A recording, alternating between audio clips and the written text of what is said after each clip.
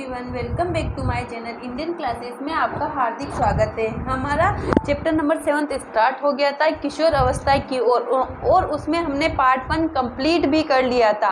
ये सारी वीडियोस आपको कहाँ मिलने वाली हैं? ये सारी वीडियोस आपको इंडियन क्लासेस पे मिलने वाली है। जब आप यूट्यूब पे इंडियन क्लासेस को सर्च करोगे और उसको सब्सक्राइब करने के बाद आपको प्लेलिस्ट में जाना है और वहाँ पे जो सारी वीडियोस मैंने 7 चैप्टर तक कंप्लीट हो जाएगा आज, तो सारे जो 7 चैप्टर तक नोट्स हैं वो आपको सारे प्लेलिस्ट में मिल जाएंगे। आपको नोट्स सबसे अच्छा बनाना है, जो मैं लिखवाती हूँ वही लिखना है और ज़्यादा कुछ पढ़ने की ज़रूरत नहीं है। और आपको नोट्स बनाने कैसे हैं? सबसे पहले इस वीडियो को जो मैं बनाती हूँ उसको पूरा देखना है। जब आप इस वीडियो को एक बार देख लोगे तो आप जब दूसरी बार नोट्स बनाने बैठोगे तो आपको तीसरी बार पढ़ने की ज़रूरत नहीं पड़ेगी। मैंने आसान शब्दों में ये नोट्स बनाए हैं, तो आपको भी इसी तरीके से पढ़ना है। बस आपको 2 बार देखना है। फर्स्ट में पूरी वीडियो को देखना है और दूसरी बार में नोट्स लिखना है। जब आप लिखोगे तो आपको पूरा डिक्टो याद रह जाएगा। ठीक है, तो आज हमारा 7 चैप्टर कंप्लीट हो जाएगा। ठीक है, तो 7 चैप्टर तक की वीडियो आपको प्लेलिस्ट में जाके देखना है। चलिए स्टार्ट करते हैं। सबसे पहले हमारा टॉपिक आता है संतति का लिंग निर्धारण, यानी बच्चे का लिंग निर्धारण, यानी जन्म लेने वाला शिशु लड़का है या लड़की है ना। तो ये किस पे डिपेंड करता है? ये पुरुष पे डिपेंड करता है। लेकिन जैसे मादा में जो अंडाणु होता है उसमें सेम गुणसूत्र होते हैं, XX गुणसूत्र होता है। लेकिन जब पुरुष में XY गुणसूत्र होते हैं। कैसे होते हैं? जैसे समझो, मैंने ये हमारा देखो कैसे होते हैं।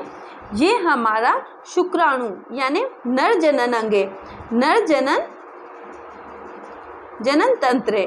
और इधर है मादा जनन अंग, मादा जनन अंग। ठीक है, नर जनन अंग से शुक्राणु होंगे, शुक्राणु, और मादा से क्या होगा? अंडाणु।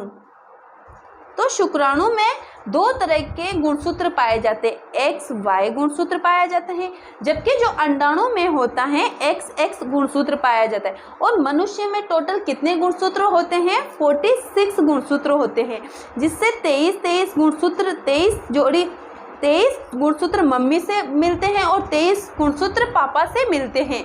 शुक्राणु में XY गुणसूत्र होता है, जबकि अंडाणु में XX गुणसूत्र होता है। जब उनको अलग अलग किया जाता है, जैसे X और Y, X और X, जब शुक्राणु का X मादा के X से मिलेगा तो लड़की होगी, जो जन्म लेने वाला बच्चा जो होगा वो लड़की होगा। और जब नर का Y अंडाणु के Y X से मिलता है तो YX बनता है, तो ये लड़का होगा, है ना। तो जैसे अंडाणु में तो दोनों सेम प्रकार के गुणसूत्र पाए जा रहे, तो जो जन्म देने वाला बच्चा है वो नर होगा या मादा होगा, वो किसके ऊपर डिपेंड करता है? पूरा शुक्राणु के ऊपर डिपेंड करता है, यानी नर के ऊपर डिपेंड होता है। क्यों होता है? क्योंकि शुक्राणु में 2 अलग अलग तरह के गुणसूत्र पाए जाते हैं, X और Y गुणसूत्र, जबकि अंडाणु में दोनों गुणसूत्र होते हैं वो सेम होते हैं, चाहे वो इससे मिले चाहे वो इससे मिलते दोनों एक जैसे गुणसूत्र है। अगर शुक्राणु का Y अंडाणु के X से मिलता है तो XY बनता है, और XY बनेगा तो लड़का होगा। यदि शुक्राणु का X अंडाणु के X से मिलता है तो XX होगा, तो लड़की होगी। तो ये जो सारी प्रक्रिया है वो किसके ऊपर निर्भर करती है? एक मनुष्य यानी नर के ऊपर निर्भर करती है। तो आइए यही प्रक्रिया हम पूरी देखते हैं। जन्म लेने वाला शिशु लड़का होगा या लड़की, यह संदेश निश्चित अंडाणु के गुणसूत्रों में निहित होता है। सभी मनुष्य की कोशिकाओं के केंद्र में 23 जोड़े गुणसूत्र पाए जाते हैं, जिनमें से 2 गुणसूत्र यानी एक जोड़ी गुणसूत्र लिंग गुणसूत्र होते हैं, जिन्हें X और Y बोला जाता है। अनिश्चित अंडाणु में सदा X गुणसूत्र होते हैं, यानी निश्चित जो अंडाणु होता है उसमें दोनों X गुणसूत्र पाए जाते हैं, और शुक्राणु में X और Y गुणसूत्र पाए जाते हैं। परंतु शुक्राणु 2 प्रकार के होते हैं, जिनमें एक प्रकार में X गुणसूत्र तथा दूसरे प्रकार में Y गुणसूत्र होता है। जब X गुणसूत्र वाला शुक्राणु अंडाणु को निषेचित करता है तो युग्मनज में XX गुणसूत्र होंगे जिससे मादा शिशु विकसित होगी। ठीक है, यदि Y गुणसूत्र वाला शुक्राणु अंडाणु को निषेचित करता है तो युग्मनज में XY गुणसूत्र होंगे और नर शिशु विकसित होगा, जो मैंने आपको अभी प्रक्रिया बताई। और इन चीज़ों को कंट्रोल करने के लिए किसकी आवश्यकता होती है? हार्मोन की, लिंग हार्मोन की आवश्यकता होती है। मनुष्य में टेस्टोस्टेरोन यानी नर में टेस्टोस्टेरोन हार्मोन जो होता है उसे लिंग हार्मोन कहा जाता है, और मादा में एस्ट्रोजन और प्रोजेस्टेरोन हार्मोन को लिंग हार्मोन कहा जाता है। सबसे पहले आता है पीयूष ग्रंथि। पीयूष ग्रंथि यह मस्तिष्क में स्थित होती है। यह वृद्धि हार्मोन स्रावित करती जो व्यक्ति की सामान्य वृद्धि के लिए आवश्यक होता है। ओके, अगला आता है थायराइड ग्रंथि। ये गले में स्थित होती है जो थायरोक्सिन हार्मोन का निष्कासन यानी स्राव करती। इसकी कमी से गाइटर नामक रोग होता है। थायराइड ग्रंथि थायरोक्सिन हार्मोन रिलीज करती है। अगर इसकी कमी हो जाए तो गला सूज के लटक जाता है, जिसे गाइटर नामक रोग बोला जाता है। अग्नाशय ग्रंथि यह इंसुलिन हार्मोन का स्राव करती। इसकी कमी से मधुमेह नामक रोग हो जाता है। जब किसी व्यक्ति को मधुमेह नामक रोग हो जाता है तो उसे इंसुलिन के टीके लगाए जाते हैं, और इंसुलिन का स्रावन निष्कासन कौन करता है? अग्नाशय ग्रंथि करती है। अगला आता है एड्रिनल ग्रंथि। यह एड्रिनलिन हार्मोन का निष्कासन करती है। ये हार्मोन क्रोध, चिंता, उत्तेजना की अवस्था, तनाव में के समायोजन का कार्य करता है। अब आता है जननात्मक स्वास्थ्य। व्यक्ति के शरीर को स्वस्थ रखने के संतुलित आहार की आवश्यकता होती है। व्यक्तिगत स्वच्छता एवं सफाई नियमित रूप से करनी चाहिए। पर्याप्त शारीरिक व्यायाम करना चाहिए। ठीक है, ये आता है जननात्मक स्वास्थ्य। अगला आता है व्यक्तिगत स्वच्छता। व्यक्तिगत स्वच्छता क्या होती है? व्यक्ति को रोजाना स्नान करना चाहिए, साफ सुथरे कपड़े पहनने चाहिए।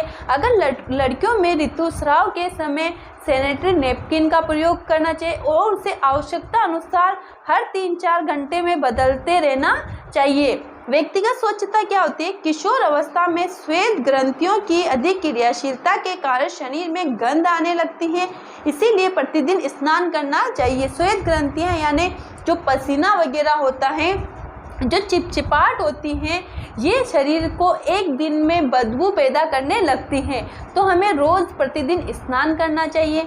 लड़कियों को ऋतुस्राव के समय सैनिटरी नैपकिन का प्रयोग करना चाहिए, और आवश्यकता अनुसार हर 4-5 घंटे में इसे बदलना चाहिए। भ्रांतियाँ और असत्य घटनाएं।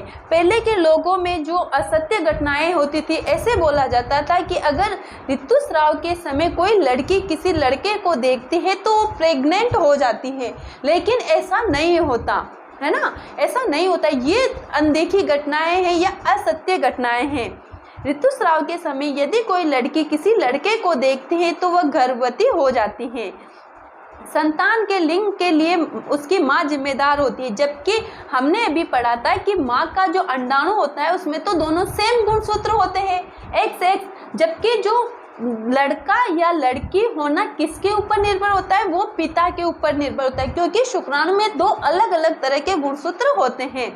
ऋतुस्राव में लड़की का रसोई में काम करना निषिद्ध है। इन सभी बातों का कोई आधार नहीं है, इन सब बातों को कोई जिम्मेदारी नहीं है। मतलब ऐसे ही बोला जाता है कि पूजा घर में नहीं जाना चाहिए, खाना नहीं बनाना चाहिए, लेकिन जब हम नहा धो के साफ स्वस्थ कपड़े पहनते तो हमें ये कार्य करना चाहिए, है ना।